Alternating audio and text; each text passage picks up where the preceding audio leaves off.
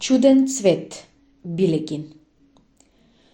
Јурјев се уште не се решава да го даде своето научно соопштение за непознатото дело на природата што се појави на земјава во јуни 1958 година.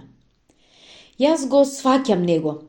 Во потврда на своите зборови, тој не може да го изнесе дебелиот дневник од наблюдувања, диаграми, фотографии и таблици од анализите.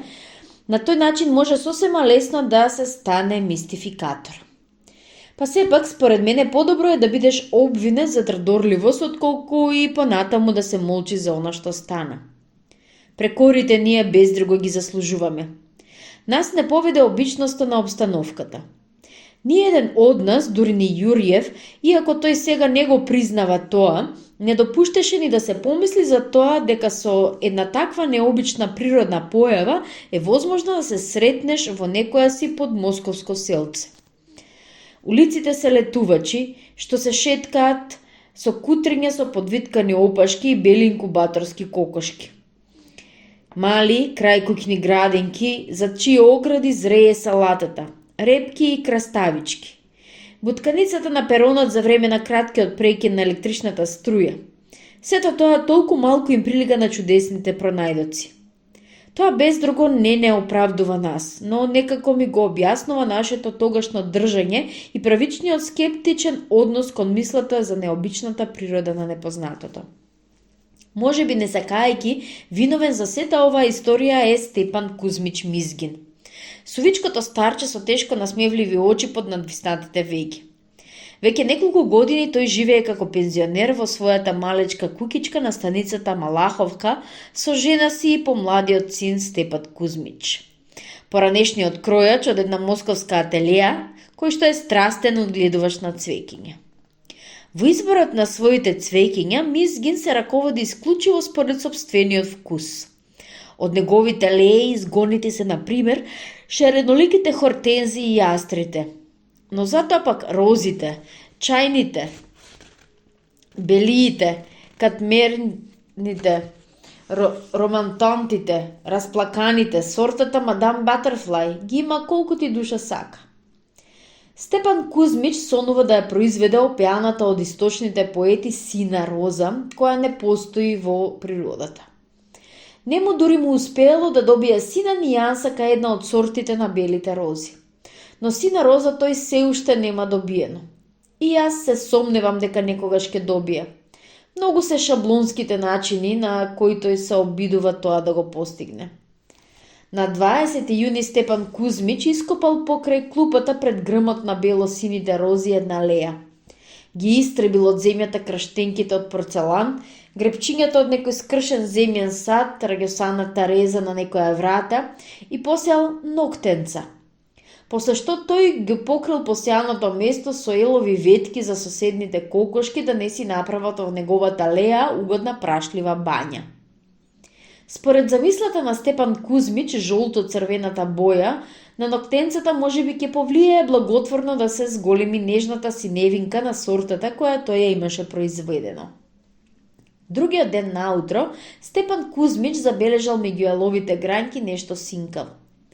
Заклучувајќи дека тоа е некоја черепче која порано него забележал, старецот се наведнал да го исфрли. За среќа, во тој миг на носот на Степан Кузмич се наоѓале кружните тврди очила. Заради тоа неговата рака се сепнала над лијата. Она што му се сторило на Мизгин како черепче, било всушност николец од некакво виолетово растение. Откако го разгледал остриот виолетов николец, Кузмич само ги собрал рамениците. Виолетовите ноктенца за него биле новина. Јас сум сликар. Мојата професија бара да умеам да ги разликувам најмалите нијанси на боите. Та бојата, тоа е настронината на сликата. Цвеќињата, како ништо друго, не учат нас сликарите да ги гледаме боите свежи, звонливи и хармонични. Тие се вистински учебник за развивање усетот кон боите. Тоа лето јас живеев во дачата, куќичка за одмор, недалеку од Мизгин. Љубовта кон цвеќињата и покрај тоа што изворите на таа љубов беа сосема различни, не сближуваше нас двајца. Прик вечер, кога прстите ќе ми се измореа од држењето на четката и кога во очиве од постојана напрегнатост ќе почнеше да ми трепери светлината, јас понекогаш навратував до Степан Кузмич да поседиме некое време и да ги послушам бавните старички расудувања. Во втората половина од денот на 24 јуни јас по навика свратив кај Степан Кузмич. Домаќинот не ме поведе мене како секогаш да погледам некој богат цвет на некоја роза или пак да ме начестува со питоми јаготки. Напротив, овој пат тој беше загрижен. Добро што наминавте, Степан Кузмич ме фати за лактот. Може би вие ќе ми кажете какво е ова растение? Тој ме поведе кон лејата на која ги имаше посејано ноктињата и ги тргна ветките, со кои таа беше покриена. Јас ја видов изронетата земја. Никулците на посејаното цвеќе се уште не беа покажани, а на прв поглед единствената интересност на лејата беше само исушената кожичка на дождовниот црвец во центарот. Та, не гледајте таму, рече Степан Кузмич, гледајте тука. Јас сега обрна внимание на 5 сантиметровото растение што стрчеше острана од лејата. Матовата, без блесок површина на стеблото со 6 гранки, беше божен покриена со густ слој од темно-виолетови саги. Стеблото го овенчуваше една дебела луковица и шарена со бели риги. Нешто слично како магнет кога на него ќе се насобира трошки ситно железо. Од стеблото, под остар агол, растеа прави и плоски лисја, слични на сечилото на ножот за јадење. Лисјата исто така имаа лилава боја, но се одликуваа со мазна површина. На крајот тие подсветнуваа како матно стебло од стакло. Се наведнав над лејата за подобро да го разгледам растенијето за кое веќе се заинтересирав, но уште веднаш отстапив назад. Луковичката наеднаш се отвори. Со леснош тракнување од неа на тенкото влакнесто стебленце се покажа еден матово сребрест полумесец кој за миг се сврте кон мене со својата плоска страна, исто како да ме канеше да го погледа.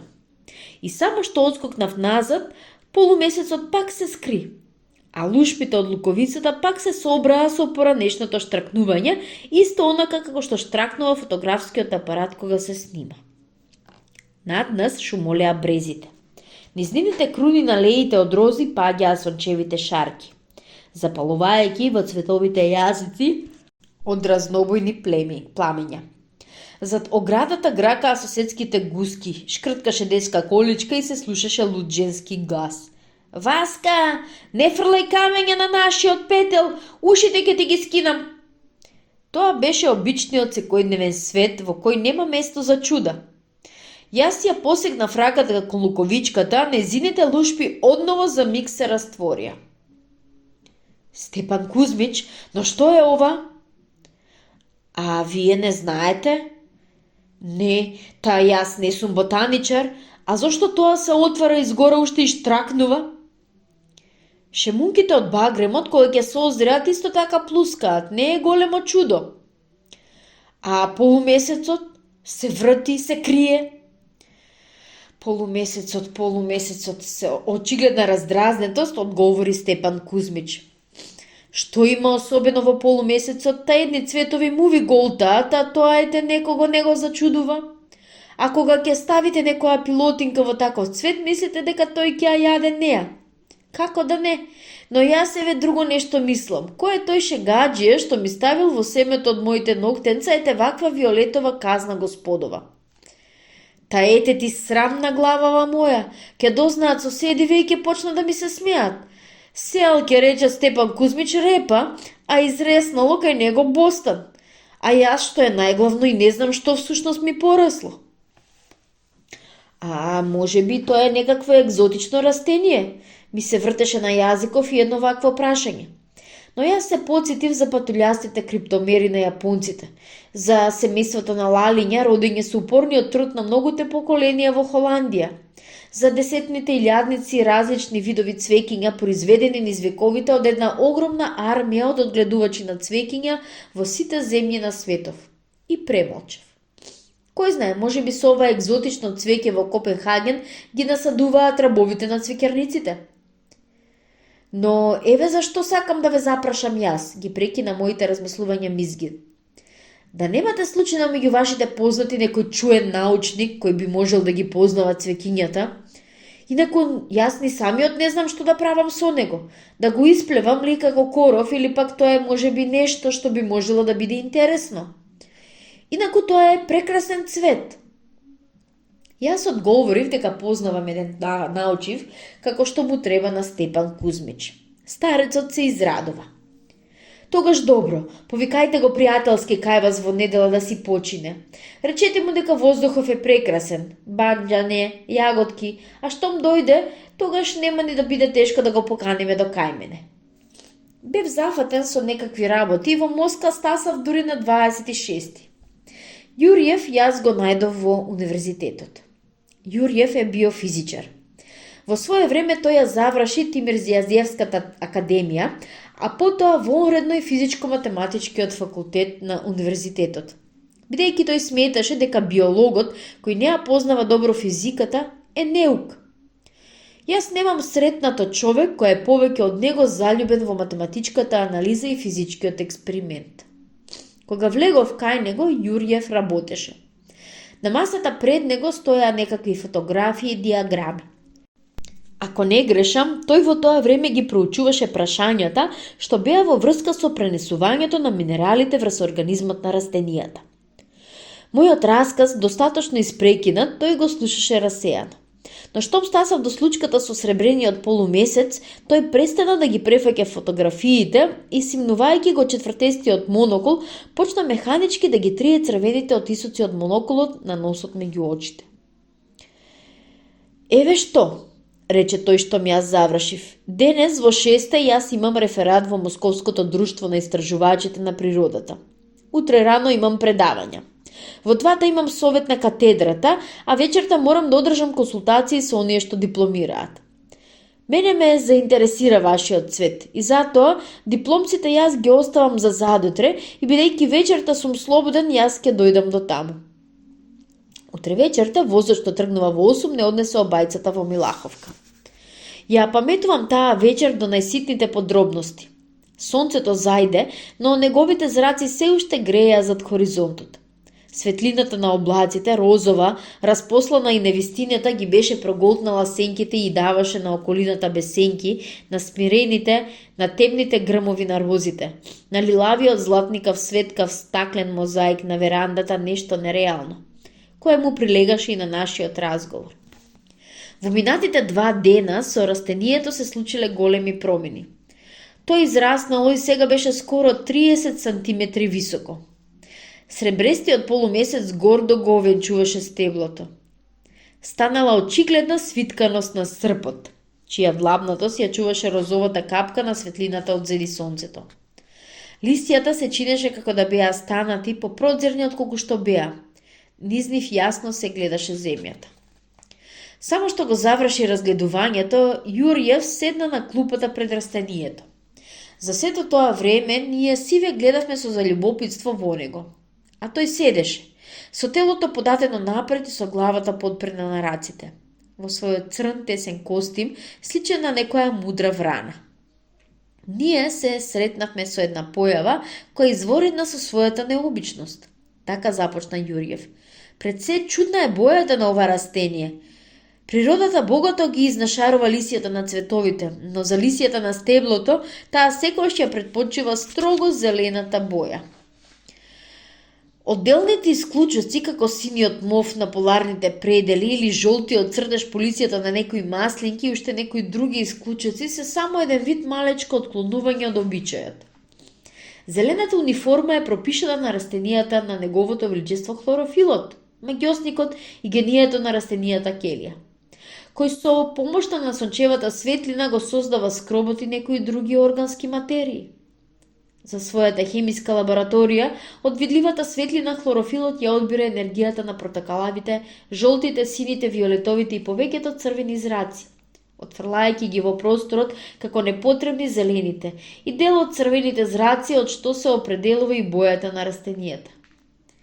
Јас не еднаш сум узборувал на нашиот скап сликар дека тој ќе биде многу навистинист во предавањето на бојата на осветлението, на зеленилото, исто како и сите други пейсажисти во Тицијан и Бекешев, се дека химичарите не ја синтетизираат бојата. Но тој се до денес не ми верува мене дека зеленилото на живата природа не е зелено, туку црвено-зелено. Само на север или во планините, каде што за додржување на животот во текот на кусото сурово лето, растенијата немаат црвени зраци од сонцето, хлорофилот ги користи и зелените зраци, давајќи им на растенијата син марсовски вид. Јурјев ги подкрена рамениците и покажа кон растенијето. Се поставува прашањето заради која волја на природата била потребна оваа виолетова боја на стеблото и на лисјата. Кога би долетал јас на земјава од некоја друга планета, без да видам ни една единствена тревка, но кога би ги знаел физичко-химиските услови што царуваат на земјината површина, дури и тогаш јас ваквото растенија би го рекол ненормално. Сега јас се потсетив на сите растенија со необична боја и цврсто можам да кажам, јас не познавам растенија со таква боја. Понатаму, со што се објаснува чудната форма на цветот, во колку овој полумесец е цвет. Во природата бојата и дебелината на стеблото и формата на венчето, сето тоа е закономерно. Блескотот на цветните лисја на лутичето и тоа не е случајно. Блескавите листенца на лутичето ги собираат во фокус сончевите зраци кон прашникот, згревајќи го со тоа него. Но каква е оваа задача на овој полумесец? Почекајте, што е ова? Полумесецот дотогаш неподвижен, наеднаш оживеа и почна пополека, но сосема видливо да се врти. Со притаен здив ние го следевме неговото движење, повинувајќи се на некоја на нас непозната сила. Тој веќе еднаш се вртеше, но тогаш беше утро, прошепна Степан Кузмич. Стојте, Јурјев се потегна од местото и се потропка по джебовите. Кибрид, поскоро, му го подадов својот кибрид. Тој го зеде, шкрапна со една шкорка, но од возбуда шкрапна наопаку. Ја фрли неа, зеде нова и кога таа пламна, тој го принесе малечкото огне кон свиената површина на полумесецот. И овој тогаш го прекина своето вртење, исто како да се подаде кон огнето. Насмевнувајќи се задоволно, Јурјев почна пополека да ја врти кибритката околу полумесецот, кој покорно почна да се врти по неа. Термистор, овој ѓаволски цвет е термистор. Јас морав да се досетам на тоа уште веднаш после вашето раскажување. Забележувајќи ја недоумицата на нашите лица, Јурјев го изгасна кибритчето и дувајќи си во вршките на подпечените прсти, што не му пречеше да си го добие пак изгледот на професор, кој го прочита своето предавање пред студентите, ни даде нам едно кусо објаснување. Термистор, тоа е полупроводников прибор кој ја лови топлината. Таквите термистори, например, може да ја доведат ракетата каде што ќе посакаш, на секој објект кој излачува топлотни инфрацрвени зраци, како што се огнот, оджекот на термоцентралата, човечкото тело. Значи дека овој месечев срп е полупроводник? Не мислам. Механизмот што го тера венчињата на некои растенија да ја бараат топлината не личат на полупроводниците, но јас не можев да најдам подобар збор. Вие не чудете му се многу на ова својство на нашиот непознат. Најобичниот сончоглед во тој смисло, во какав јас го потребив овој збор, е исто така термистор. Неговата шапка строго го следи движењето на сонцето за да добие колку се може повеќе животворни зраци. Мене ми се чини почудно едно друго својство на ова виолетова растенија. Двопреломното ткање на неговите прозирни лисја, исто како што е двепреломноста кај кристалите во минералот калцит. Каква двопреломност, не сватив јас. Погледнете внимателно низ листов. Што гледате? Нешто матно. Постојте. Јас сега сосема јасно го гледам она дрвце на земјата. Прекрасно. Погледнете подобро во него. Нели ви се чини дека тоа се дели? Тоа се дели? Да, тоа се дели. Како буква. Ако гледаме на него низ една плочка калцит, тоа доаѓа заради двојниот прелом на светлината низ кристалната решетка на материјата. Но што би можело да значи ова? дека составот на растението е сличен на составот на материите од типот на калцитот. Органските материи не даваат висок двоен прелом, но за тоа после, зарем инаку вашите расудувања не по правило ќе се заматкаат и тоа може да биде штетно за нашите понатамошни исследувања. И така, значи да ја поставиме пресметката. Една од 1000 шанси зборува дека пред нас се наоѓа растение кое науката не го познава се уште. Јас дори сметам дека на оваа алеја ние гледаме не само едно непознато, туку воедно со тоа и едно многу необично растение. Но јас не го садев него, туку садев календула.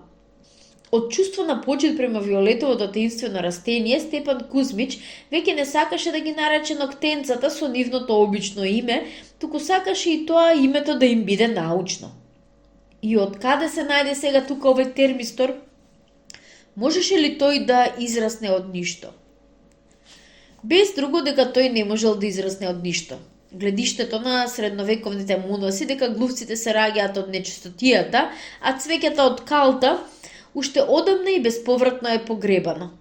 Секоја појава си има само своја закономерна причина, илјадници пати сврзана со појавите кои ја проследуваат неа. Јас подвлекувам. Секоја појава си има своја закономерна причина. Обично не доведува во ќорсокак неумешноста да ја уловиме таа причина и сите незини закономерности.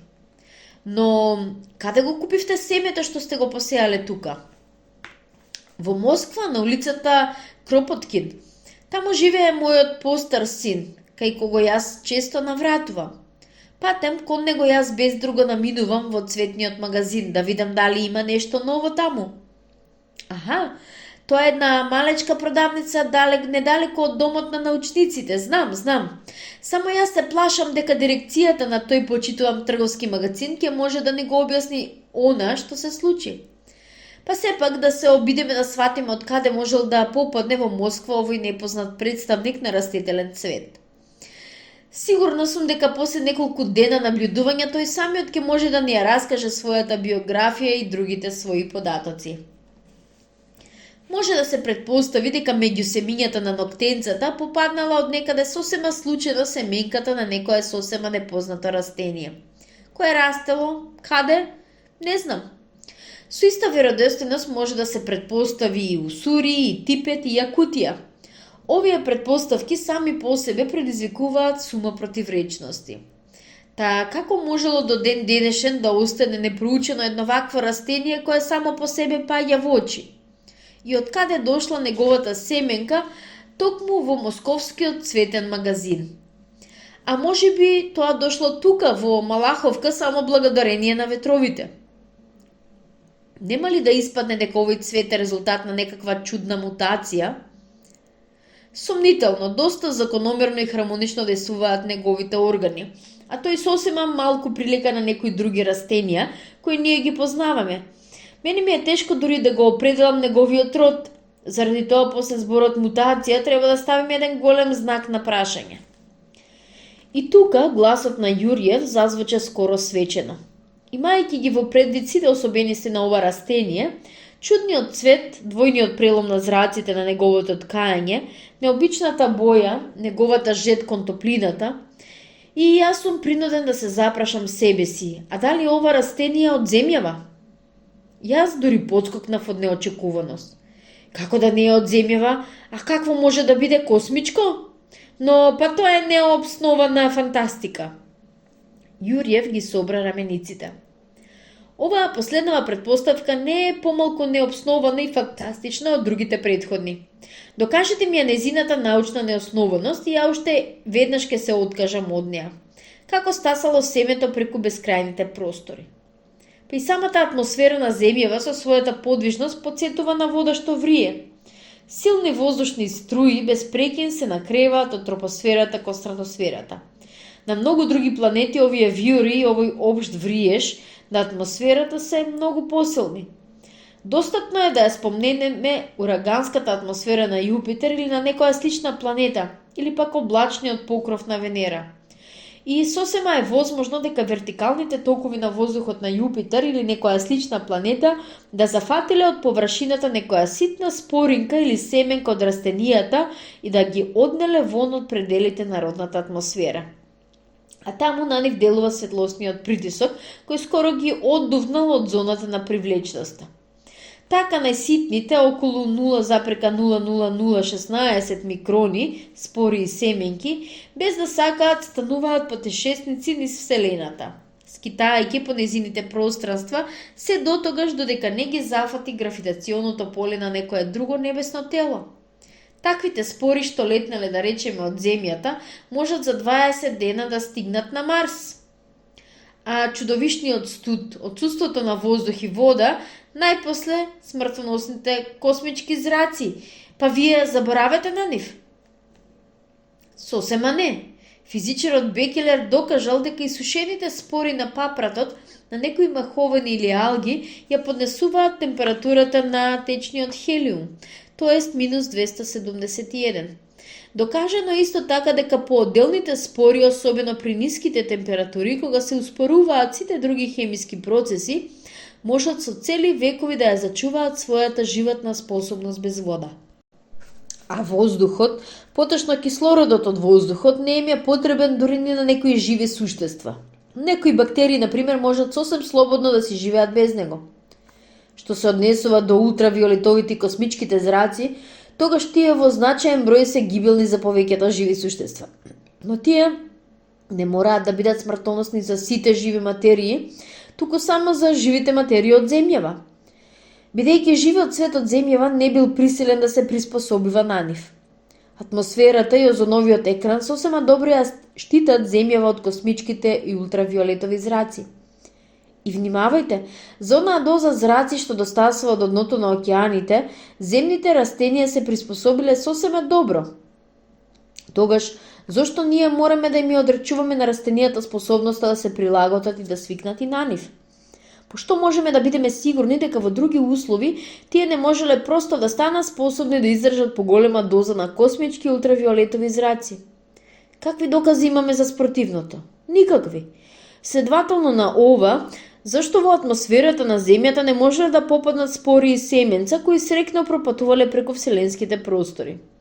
Се разбира, за таквата семенка да попадне на Земјава и да најде тука благопријатни услови да се проникне, се потребни исклучиво срекни совпаѓања на сите услови. Вонредно, но сепак не невозможни услови. Така, например, може уште веднаш да се рече дека меѓу милионите и милиардите камења, кои водата ги тркала и ги мазни, може еден да се најде таков што е ист и наликува на човечки череп. Значи, ако предпоставиме дека местото на раѓањето на ова растение е некоја друга планета, тогаш можат сосем сватливи да бидат сите необјасневи за Земјава негови особености. Климата на таа планета е сурова, од тука е потемната темно-виолетова, скоро црна боја која впива максимум светлосни зраци. За суровоста на климата зборува иста така и чувствителноста на цветот кон топлината. Мене навистина ме збунува сребрестата боја на полумесецот, тој би требало да биде повеќе црн отколку бел. Но зошто пак тој се врти во определено време? Очигледно заради тоа што во тоа време таму, над површината на таа планета, се пронесува некое туѓо за нас сонце, чии зраци полумесецот ги лови. Со сватливо чувство на возбуда, ние и без да сакаме ги покренавме очите нагоре кон небото, што се стемнуваше, каде што меѓу облаците блезо се зинееше дискот на месечината и шаран од полуизбришаните цртежи на планините. Јас гледам луѓе кои недоречиво ги собираат рамениците, продолжуваше Јуриев. Јас ги сваќам нив, макар што не можам да ги оправдам. Ние сме веќе свикнати да мислиме дека необичното живеел во лабораториите, во морските длабини, во планинските вишини и во пустините, но никако не во светот што не обиколува. Тоа е голема грешка. Необичното живее веднаш тука, покрај нас, но ние сме чудно невнимателни и рамнодушни. Таа малку ли се пронајдоци кои што направени само на голото око и на оно што го забележало. Та во едно обично јаболко што паѓа од гранката, необичното го видел само еден човек, Исак Њутон. Потребно е да се умее да се одбре необичното во обичниот свет. А исто така треба и да се фантазира. Без фантазијата целиот свет може да стане покриен до најблискиот до очите предмет, а тоа е нашиот собствен нос. Но доста е филозофија, може би сите хипотези што беа изнесени тука ќе се покажат неточни. Утре, со првиот воз јас ќе ја донесам потребната апаратура и ние ќе започнеме со испитување. Еден глас се разнесе. Мишка, Мишка, каде е твојата штедна книжка? Тој го прекина Јуриева.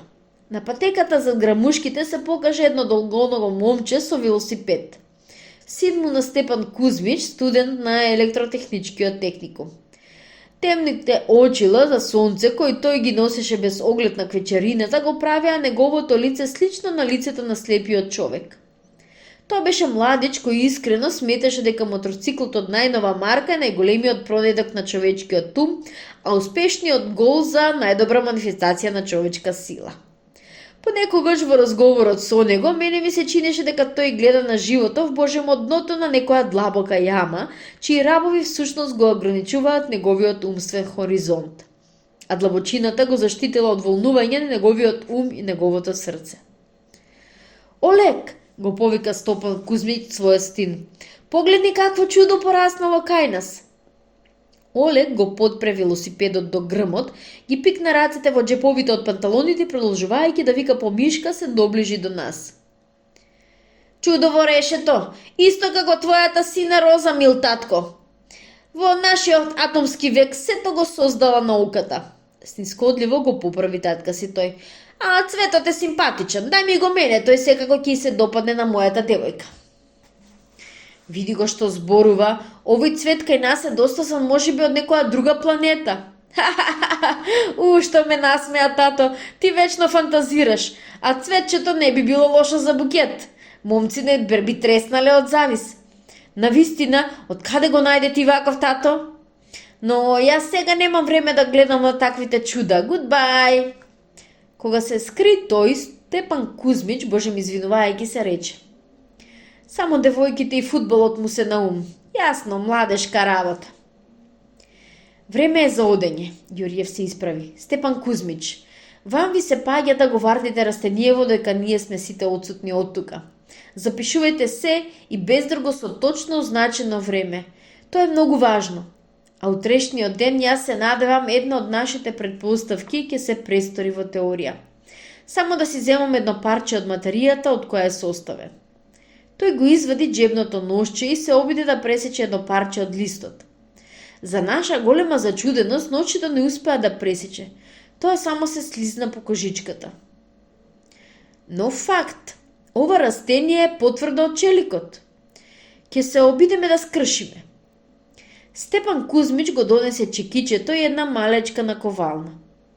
Листот се покажа скршлив и се здроби на првиот удар. Јуриев го свитка парчето на шамивчето и го стави во футролото од очилото. Рано утредента ме разбуди некакво тропкање на прозорецот. На вратничката стоеше Јуриев, претоварен со тешките апаратури. Поскоро, поскоро, ме забразуваше тој, додека јас се облекував. Ах, колку многу време попусто изгубено. Вие го одредивте растението? Не, јас сум само сигурен сега дека него потениката не го познава. Колку е незгодно што не сте дошле вие уште веднаш кај мене. На половина пат ние го видовме Степан Кузмич како трча кон нас. Со нисчешлани развејани коси, разманувајќи со раците, тој изгледаше многу лошо на празната перспектива на уште неразбудената улица. Несреќа, задишано трчањето не викна тој уште од 10 метра. Цветот исчезна, сосема. Како исчезнал? Го нема, празно е. По една минута ние стоевме пред голата леја.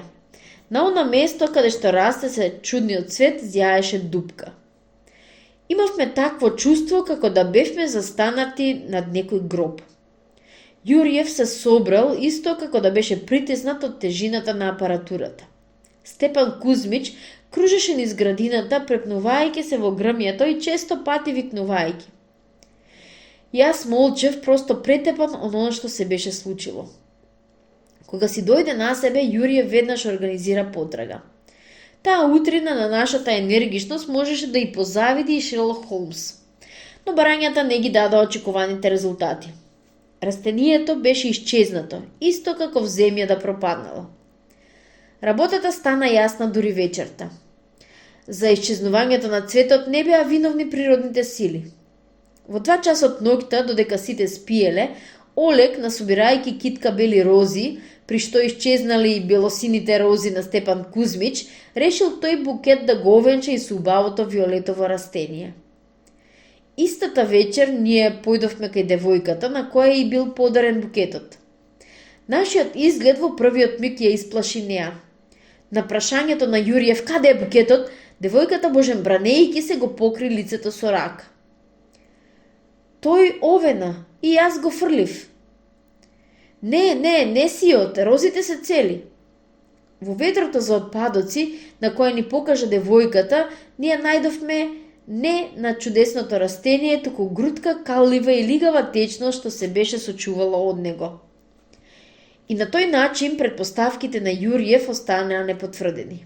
Јуриев токму заради тоа и молчи, бидејќи тој нема никакви докази за вистинитоста на појавувањето на непознатото растение, освен нашето сведочење. Впрочем, тој има уште малку нешто. Не многу одамна Јуриев ме праша мене. Нели ви се стори чудно тоа што она утро јас толку рано стасав? Не, та вие самите рековте дека ќе дојдете со првиот воз, а што? Та работата е во тоа што при вечерта и мене ми се стори фантастична предпоставката за вселенскиот происход на растението и јас се повлеков по неа како јунец. Но кога стасав, јас уште веднаш не се смирив и во истото она време, додека малиот син на Степан Кузмич го погубивал неповторливото растение, јас го анализирав парчето од материјата од растението што го зедов со себе. И се покажа дека тоа е некаква органска материја каква не се среќава на земјава. Органскиот свет на нашава земја е составен од јаглени соединенија, додека ова беше составено од соединенијата на кремниум јаглерод, сваќате ли? А прочем, и овој факт е бескориснен. Што и кому ќе му докажеме ние, имајќи таков скуден материјал? А по втор пат, таквото таинствено растение нема да се појави. Навистина, тоа растение и без тоа беше осудено. Под микроскоп, јас ноќта наблюдував како брзо се распаѓа неговата материја пред обичните спорофитни бактерии. Растението не можеше да се спротиставува. Тоа ќе загинеше, ќе исчезнеше подвадена. Скинато од корнато, тоа побргу загина. Затоа јас не се ни зачудив, кога најдов место него само една грудка слуз. Тоа можело, како што видовме ние, да се приспособи кон физико-химиските услови на земјата, на влажноста, температурата или почвата на воздухот. Ние познаваме многу растенија што живеат во многу различни услови, но дојденецот не можеше очигледно да се приспособи кон земниот органски свет. Таквата неприспособливост може да биде резултат само на долга изолираност. Па сепак, кој знае колку скапоцени заклучици можевме да донесеме во текот на следните 2 дена. Јуриев беше прав. Ние ја пропуштивме можноста да разрешиме една од најинтересните тајни на природата. Ова сознание не потиштува и не убива нас. Но пребирајќи во сеќавањето за минатото, јас си мислам. Кој знае, сличните појави можеби не се среќаваат толку ретко, само што ние поминуваме крај нив без да ги забележиме. Та еве, јас за малку што не поминав покрај едно од нив.